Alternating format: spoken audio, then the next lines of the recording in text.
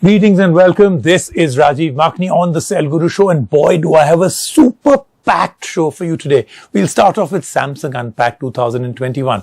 A new fold phone, a new flip phone, Galaxy Watch 4, new TWS earbuds. I'm going to tell you a little bit about them. Fold 3, more solid, sleek, under-display camera, S Pen. The Z Flip finally now has a really big display outside and solid specs inside. Galaxy Watch 4, Galaxy Watch 4 Classic, Galaxy Buds 2.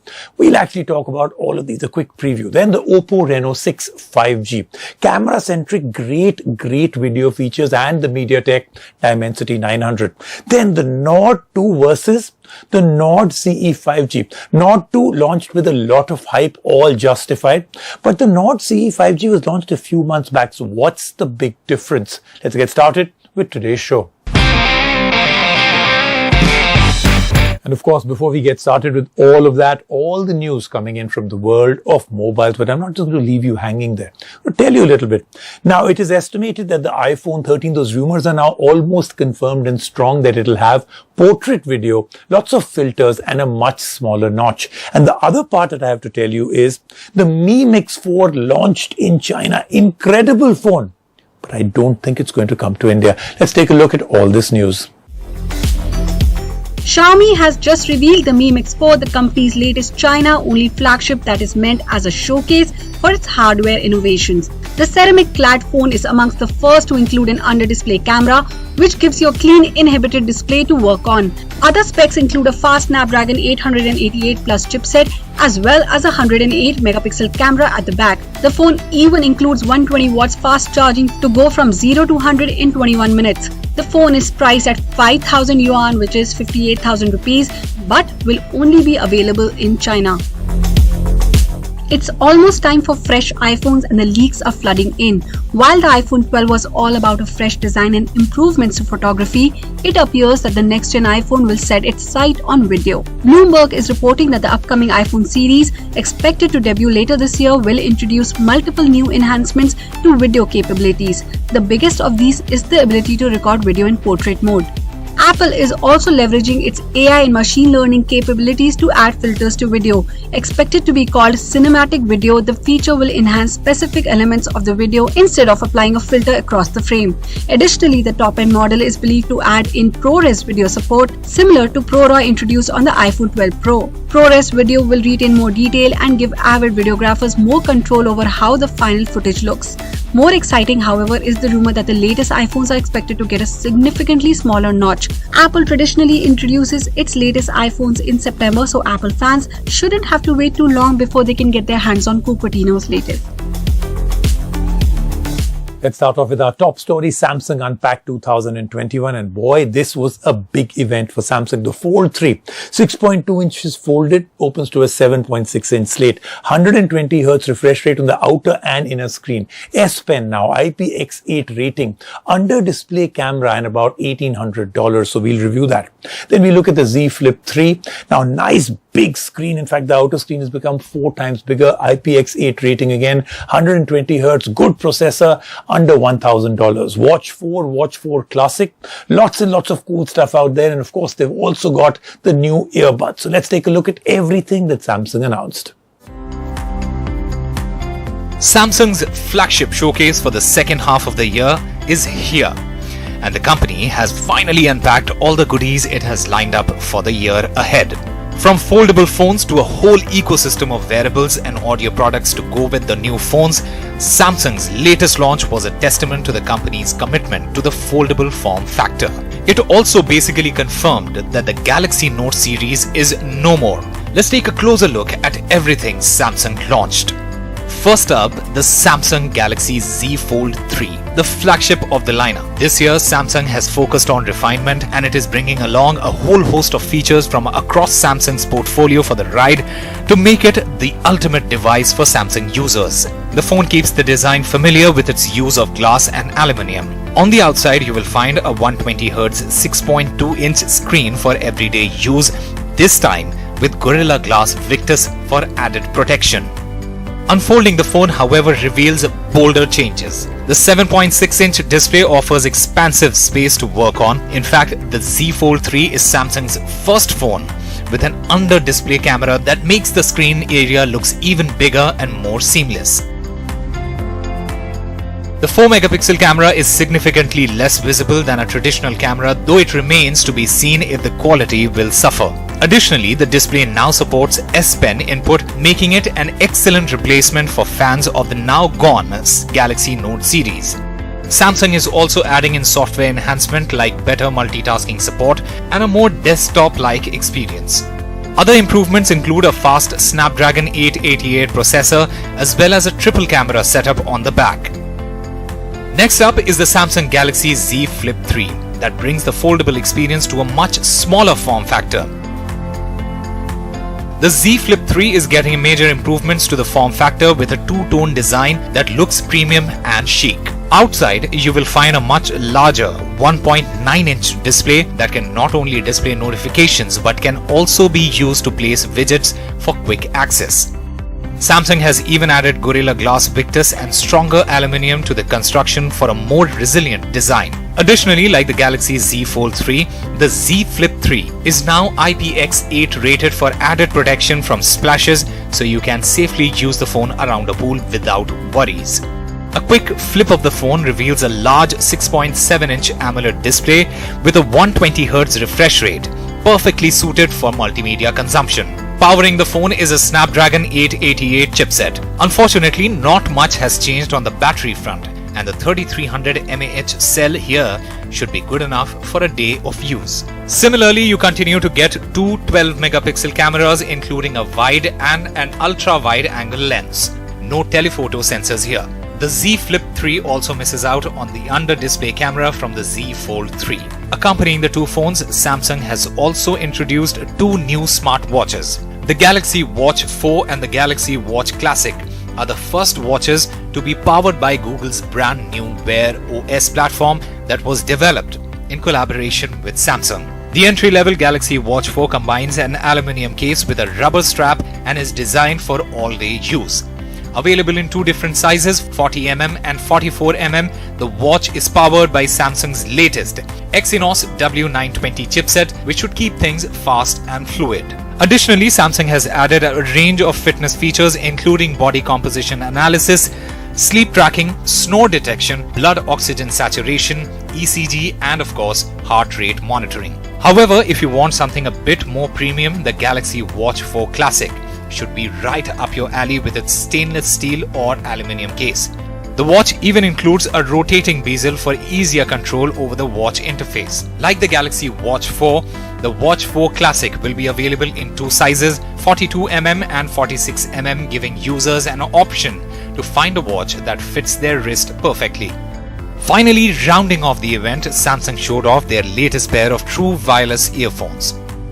The Galaxy Buds 2 are designed for comfort and all-day use. Samsung claims that the Buds 2 are its smallest and lightest earbuds yet. However, despite the small size, Samsung has improved both feature set and battery life. The earphones now include active noise cancellation as well as up to 5 hours of battery life on a single charge. A quick 5-minute charge should give you an additional hour of use. All the new products are expected to make their way to India in the coming weeks, and we'll have more for you on Samsung's latest very soon, right here on Cell Guru.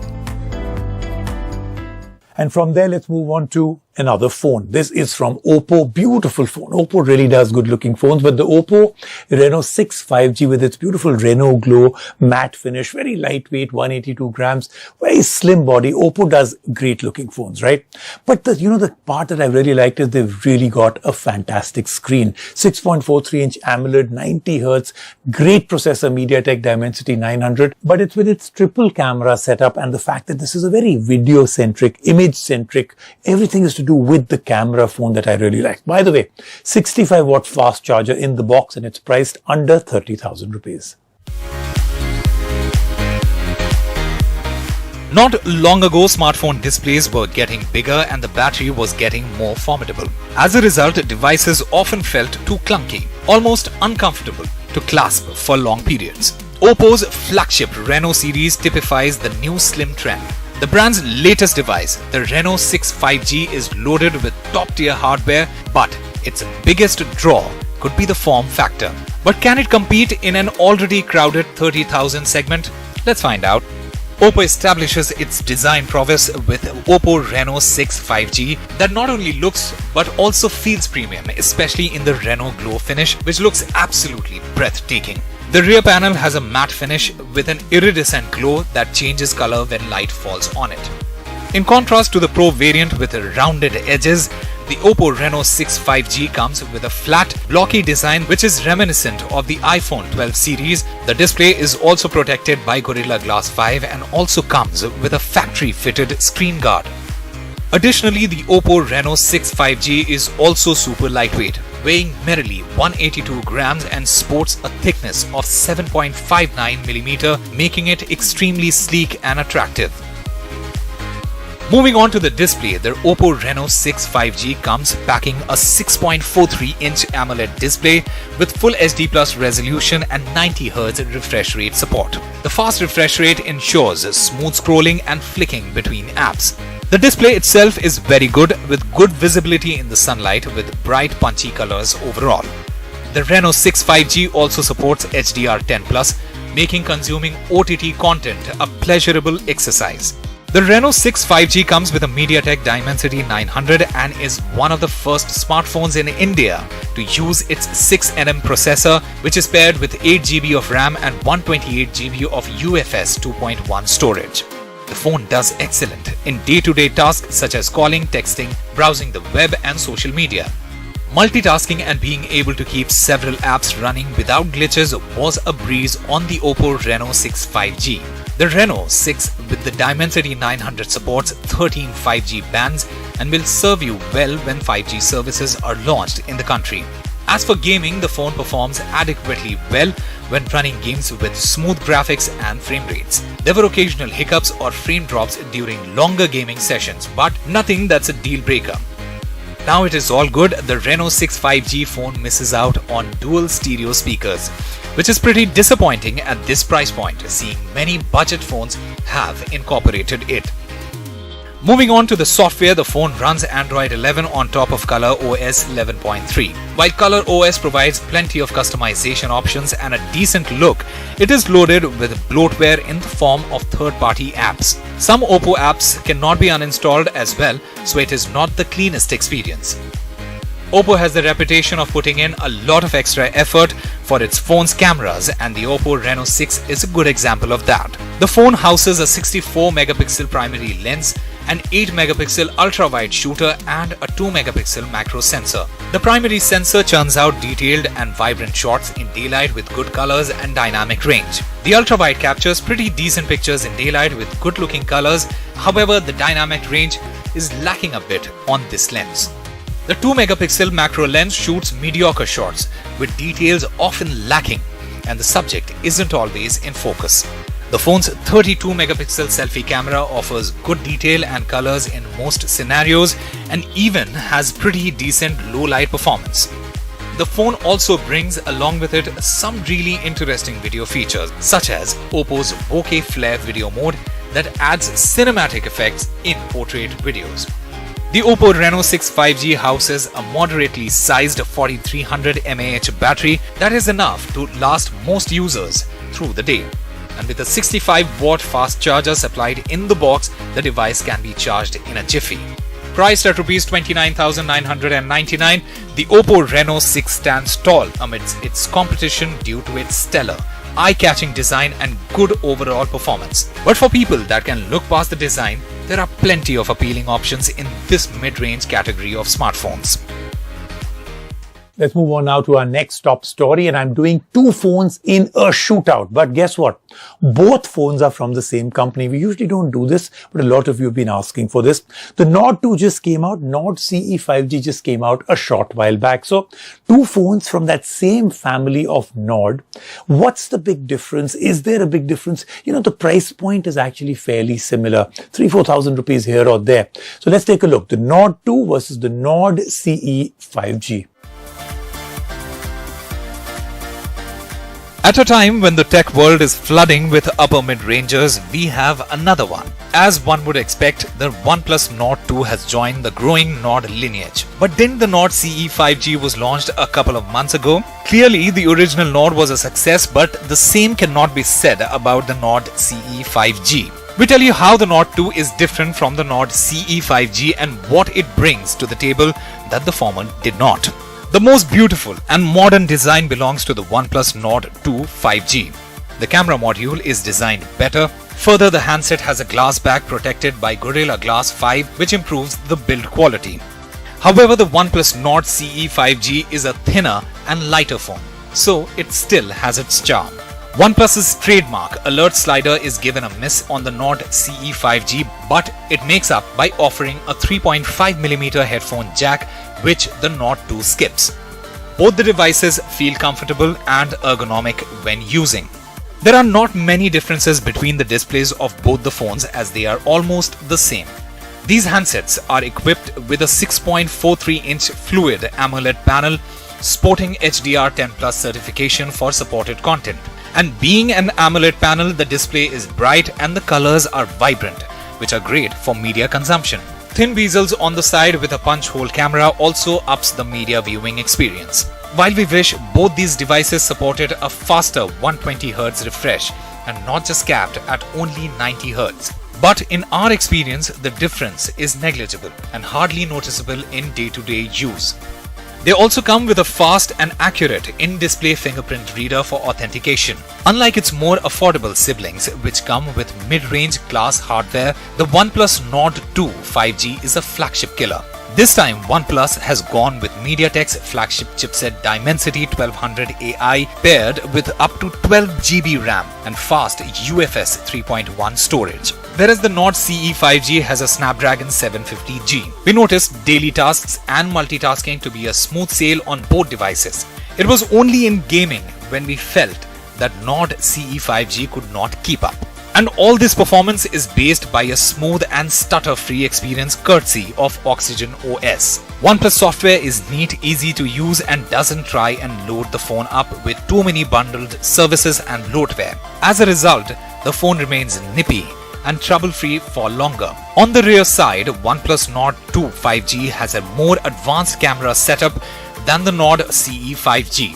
The Nord 2 comprises a 50-megapixel main sensor, which is the same as the OnePlus 9's ultra-wide camera, an 8-megapixel ultra-wide camera and a 2-megapixel monochromatic lens. Outdoor images look well exposed with great detail and natural-looking colors. In comparison, the Nord CE packs more megapixels into its 64-megapixel main shooter, but the images look flat and lose out details in the dark part of the shots. The ultra-wide lens shots are also much better captured by the Nord 2. The 32-megapixel selfie camera on the Nord 2 does a better job in capturing sharper images than the 16-megapixel front-facing camera on the Nord CE 5G.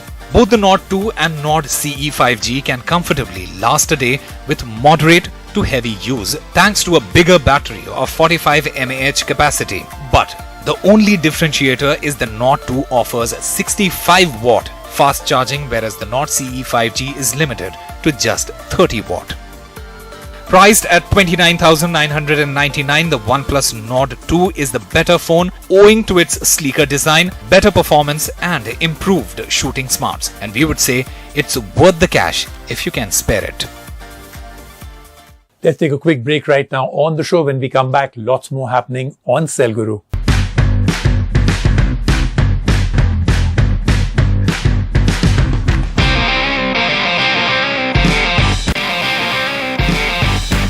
We all know now that our phone does every single thing, but an important thing that you should be doing is carrying your COVID vaccination certificate on your phone.